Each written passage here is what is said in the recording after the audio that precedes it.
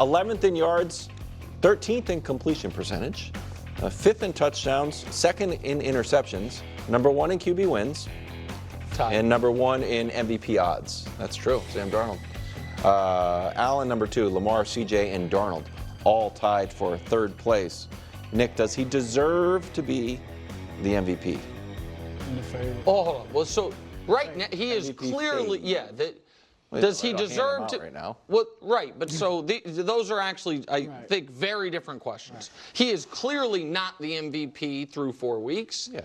It is smart by Vegas to make him the favorite, because despite how pedestrian some of his numbers are and downright bad the interceptions are, like Wild said, the second most interceptions in the entire league is Patrick Mahomes.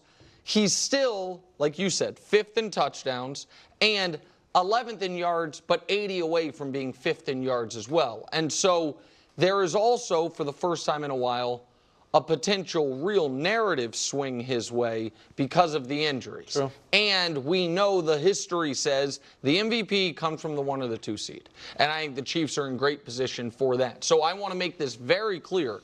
Not only has he not played at an MVP level up to this point this year, he, in my opinion, it's not my opinion, it's the worst start to a season of his career, and he has played average football. Not by his standards, just by NFL standards. I think he's played average football, but I still think he is a smart bet. What are you being a smart ass?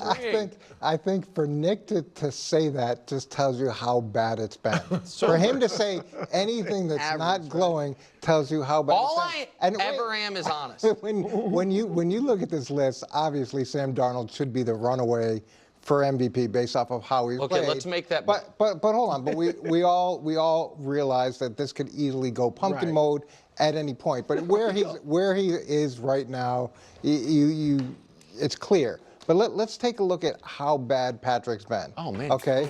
So look, there's his MVP years. His touchdown percentage 8.6, 6.3. So he's at 5.0. That's a little bit better than last year, which was his worst year of his career. His interception percentage at 4.1 is 2% worse than last year, which was the worst interception year of his career.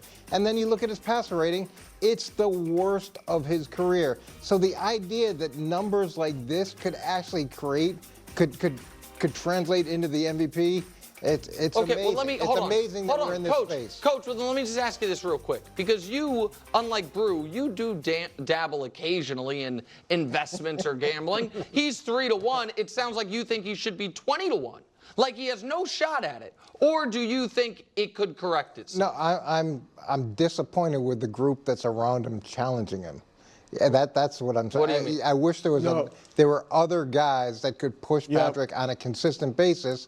And I guess I've been used to different types of competition at the quarterback position over time. You just don't have the same level of quarterback play.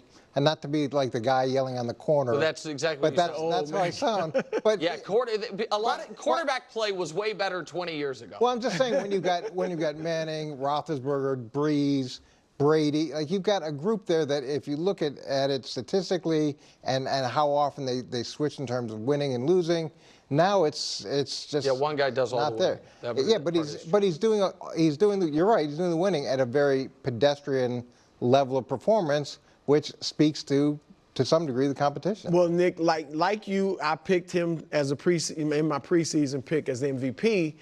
I do think, Nick, we're getting close to the time where he shouldn't be the favorite. He can right now because there's still 13 games left. Because Josh Allen. But another couple of pedestrian games, and you'll be a third of the way through the season with Mahomes not looking good. And then I think the path for him would be they go 16-1 or 17-0, and no other players. There's no chance. I'm just saying. There's no other player with huge statistical numbers and I'm comfortable saying if they go 16-1, he'll be the league MVP. Do you think that's not on the board? They've been winning. If they go 16-1 with these the receiver numbers, issues that they've had, he'll be MVP. Even with these numbers, because you're a miracle worker at that point if you're going 16-1. I'm just saying. What if you win 10 straight games with the receiver issues they've had, including 4 playoff games in the Super Bowl? I mean, I'm used to longer streaks. Okay. But Oh, this guy keeps saying that. 10's a nice start. You keep working at it. All right, Brew, you I've have got the current MVP. Yes, these are the current MVPs, and I gotta be honest. / revenge game for Stephon against his old team. Jeremy Fowler wrote a long article about the divorce, which left the Bills with a $31 million dead cap charge, the largest ever for a wide receiver, so that's not good. A source said, for a while it was, no way can we play without this dude. But I thought to myself, oh, maybe we can do this without him. Well, okay. Doesn't seem that hard to unmask that source. I'm not going to try. Will Buffalo regret trading Stephon? So I don't think they're going to regret trading Stephon. I do think they might regret not better replacing him or not being active in this all of a sudden percolating receiver market. So I think that the relationship had run its course, and I also thought the Bills getting younger, acquiring draft capital, cleaning up their books was something they needed to do. They went semi all in once they signed Von Miller. That was their we're going to try to win right now and take down the Chiefs, and they took a couple shots and missed, and so they reset a bit. I think they might be a little better than they thought they'd be already. And I think that they're more, the young players on defense are replacing the veteran names we knew better, and that Josh has been, in most of the games, giving them everything you wanted them to give them. And I just worry that against the best teams, particularly the best defenses, you're going to need a guy who can go win. Yeah. Because listen, as great as Josh is, he isn't Patrick. And Patrick did also have Travis Kelce. You know what I mean? Who I understand and Dalton Kincaid's good and Dawson Knox is good. I get all that. They're not Travis Kelce. And so especially not playoffs Travis Kelce. So I'm not second guessing the trade. I will second guess a bit if they're as good as I think they're going to be over these next few weeks, if they stand pat at the deadline and don't add a number one or even a strong number two receiver. You didn't like Diggs, right? What do you mean? Going the trade, you didn't think it was really valuable for Houston? They trade. I thought you didn't like that. No, for who? Didn't like it for who? For Houston. No, I don't. Yes, I agree with that piece of it as well, that I thought Diggs to Houston was not the needle mover that I think a lot of people thought it would be. Yes, which is why I don't think. Well, though. He is playing well. He's sixth in the league in receptions. But is that when you look at his catch percentage, so he's at 75.8. So his best year he was at 76.5. So he's a percent below that. And that year that he was at that rate, that's the year he had the 125 receptions, the 1,500 yards. And in terms of will they regret it? I think like any relationship, it comes to a point where it's time to separate. And he wouldn't be producing at this level in Buffalo. And the fact that he's got a new start and he's producing at the level that he is, I think is a function of a better situation for him.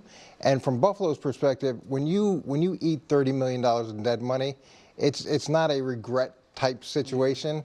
It was a problem, and it becomes so detrimental to everybody that they had to make that move. So I think both parties are better apart.